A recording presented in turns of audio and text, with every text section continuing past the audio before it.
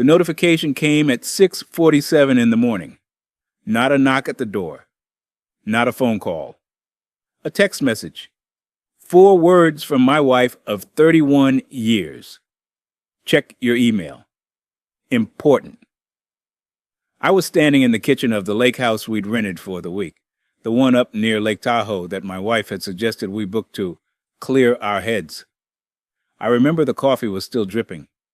I remember the way the early light came through the pine trees and hit the water outside, orange and flat and quiet. I remember thinking it was going to be a good day. I opened the email on my phone. It was from a law firm I didn't recognize, Whitmore and Associates, based in Sacramento. The subject line read, Notice of Asset Transfer.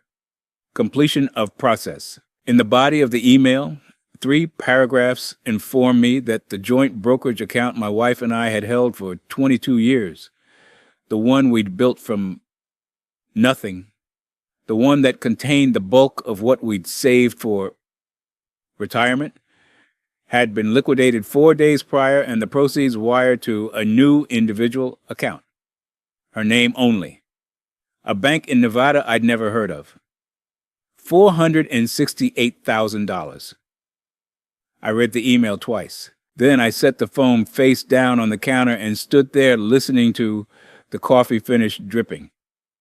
I didn't yell. I didn't call her name. My wife was still asleep in the bedroom at the end of the hall, 30 feet away, and I stood in that kitchen for a long time before I did anything at all. Her name is Sandra. We met in our late 20s at a mutual friend's wedding in Napa. She was sharp, funny, the kind of woman who could walk into a room and understand it in 30 seconds. We were married at 31. We built something together, a structural engineering firm that I ran for 26 years before I sold it. 2 kids, both grown, a home in Folsom we'd paid off, and that account, the one we'd treated like a sacred thing, adding to it through lean years and good ones, watching it grow the way you watch a child grow, slowly and then suddenly. I had planned to retire in 43 days. I had told her that. We had talked about it. She'd smiled and said she was looking forward to it. I picked up my phone and walked out to the back deck. The lake was still.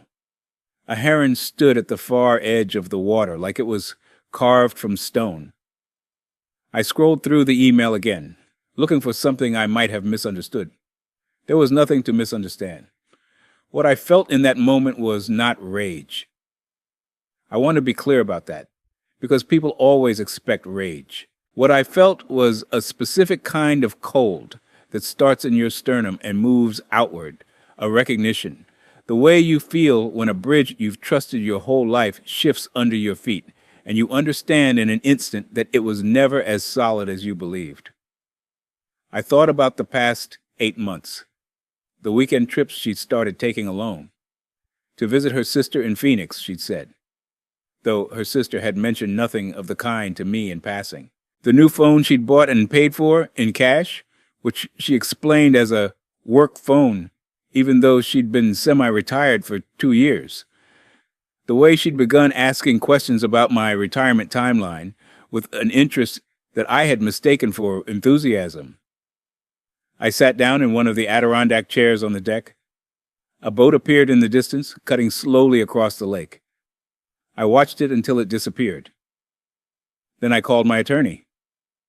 His name is Gerald. We'd worked together for 15 years, mostly on business contracts and the sale of my firm. He picked up on the 3rd ring, which surprised me. It was not yet 7 in the morning. I told him what I'd found. I read him the email verbatim.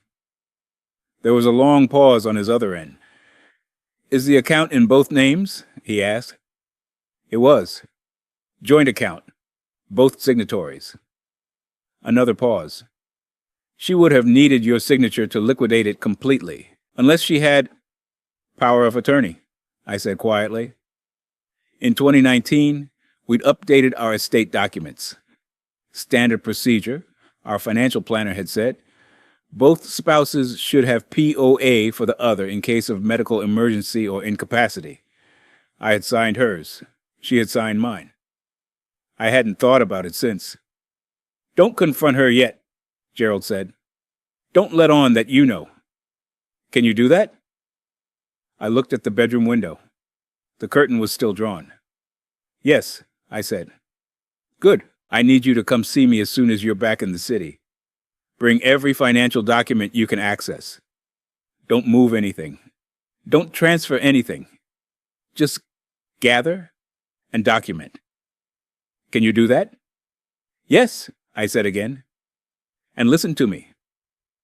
Don't check your emotions at the door because you're trying to stay calm. Just don't act on them yet. There's a difference. I thanked him and hung up. I sat on that deck for another 20 minutes while the sun came up over the ridge. When I heard movement inside the house, the sound of her footsteps in the hallway, I went back inside, poured 2 cups of coffee, and handed her one when she appeared in the kitchen doorway. She smiled at me. You're up early. Couldn't sleep, I said. Too quiet. She laughed softly and looked out at the lake. I watched her face and thought, 31 years. I thought, I do not know who you are. We drove home 2 days later. She seemed relaxed the entire drive. She picked a playlist she knew I liked, an old Springsteen album we'd listened to on road trips since the 90s. She sang along to 2 songs. I kept my eyes on the highway and thought about Gerald's advice. Gather, document, don't act. And I held to it like a rope in dark water. The week after we returned, I met with Gerald in his office on K Street. I brought 3 years of financial statements I'd pulled from online portals, tax returns, property records, and a notepad where I'd written down everything I could remember. Dates, conversations, the Phoenix trips, the second phone, the name of the Nevada bank from the email. Gerald listened to all of it, then leaned back in his chair. Here's what you need to understand, he said. She acted within the legal authority you gave her. That's the hard part. The POA was valid. The account was joint. Technically, she had the right to liquidate it, but that doesn't mean this isn't actionable. How? I asked. Breach of fiduciary duty. When spouses manage joint assets, they owe each other a duty of good faith. Unilateral liquidation and transfer without disclosure, especially 43 days before a planned retirement. A judge is going to look at that very carefully. He paused. There's something else. You said she's been making trips to Phoenix that her sister doesn't know about. That's right. He nodded slowly. I think we need a private investigator. His name was Paul Denton, former Sacramento PD, 20 years on the job before he went private. He was a quiet man who wore the same kind of plain blue jacket every time I saw him, and he spoke in short, precise sentences like he was conserving something. I hired him on a Tuesday afternoon. By the following Thursday, he'd identified the man. His name was Marcus Webb, 51 years old, commercial real estate developer based in Reno, Nevada, which explained the Nevada bank account. He and my wife had apparently met through a mutual contact 2 years prior. Denton showed me photographs taken from public spaces, the 2 of them having lunch in Reno, walking through what appeared to be a new development property, leaving a hotel together near the airport. Denton also found that Marcus Webb had a significant financial problem. 2 of his development projects had stalled, and he was facing a balloon payment of over $600,000 coming due in 4 months. I looked at the photographs for a long time. Then I set them down on the table. Are you all right? Denton asked. I need a minute, I said. And I took it. What I want to tell you is this. There is a version of this story where I drove to Reno and confronted them both. There's a version where I screamed at my wife when she came home, threw the photographs on the kitchen counter, let 31 years of trust collapse all at once into something ugly and loud. I thought about that version. Part of me wanted it. But Gerald had said something to me in our first meeting that I kept turning over. The courtroom rewards the person who was wronged, not the person who responded the worst. I wrote it down on my notepad that day and read it to myself each morning for the next 6 weeks. So instead, I kept gathering. I had noticed, in reviewing the financial records, that 3 months before the liquidation of our brokerage account, my wife had also accessed a secondary investment account, a smaller one we rarely discussed, linked to the sale proceeds of a rental property I'd owned before we married. She had not liquidated it, but she had changed the beneficiary designation on the account, removing my children and replacing them with a name I didn't recognize. A name, it turned out, that belonged to a holding company registered in Nevada. A holding company, Denton confirmed after 2 more weeks of work, with direct ties to Marcus Webb's real estate portfolio. That was the thread that changed everything. Gerald brought in a forensic accountant named Dr. Carol Fisk. She was meticulous and expressionless, and she went through every document we had like a surgeon. And what she found was that the $468,000 wire had not simply gone to a bank account. It had been transferred within 72 hours to Marcus Webb's Development, LLC, as a private investment. My wife had not just moved the money. She had invested it into a man whose projects were failing. Without my knowledge, without my consent, and while actively planning a retirement together that she clearly had no intention of honoring. Dr. Fisk's report was 41 pages. I read every word. I filed for divorce on a Wednesday morning in November. My wife did not know it was coming. Gerald had timed the filing precisely. We served her at the house while she was home and before she had any reason to expect it, and simultaneously, we filed an emergency motion to freeze all assets pending the divorce proceedings, including any accounts or holdings connected to the Nevada Bank and Marcus Webb's LLC. I was not at the house when she was served. Gerald had advised against it. I was sitting in his office, drinking bad coffee from a paper cup, when his paralegal called to confirm it was done. That evening, my phone showed 31 missed calls from my wife's number. I did not answer a single one. The divorce proceedings took 9 months. My wife retained an attorney named Kathleen Breyer, who was aggressive and experienced and who spent the first 3 hearings arguing that the liquidation had been a legitimate financial decision within my wife's legal authority as POA holder, and that any allegation of impropriety was an attempt to punish her for exercising a legal right. Judge Patricia Wren presided over our case. She was a compact woman in her 60s with steel gray hair and the manner of someone who had heard every argument twice already. She listened to Kathleen Breyer's position with complete patience and then said, "Counsel, legal authority and ethical obligation are not the same thing. We will be examining both." That was the first time I felt something loosen in my chest. Dr. Fisk testified about the fund transfer. Paul Denton submitted his documentation, photographs, travel records, the corporate registration of the Nevada LLC. Gerald presented the timeline, the updated beneficiary designation, the 3-month gap between that change and the liquidation, the 43-day window before my planned retirement.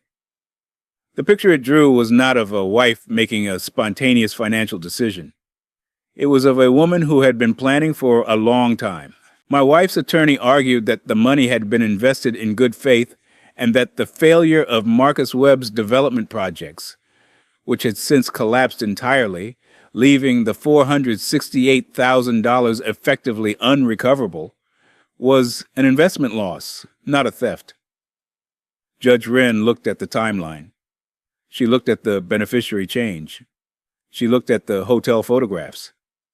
"Mrs. Wren," she said, addressing my wife directly, which I understood was unusual. This court does not require evidence of malice to find a breach of fiduciary duty.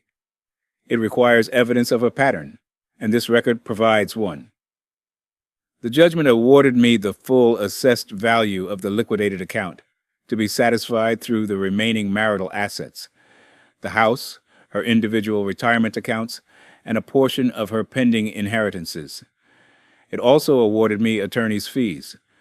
Marcus Webb's development company filed for bankruptcy 6 weeks after the judgment.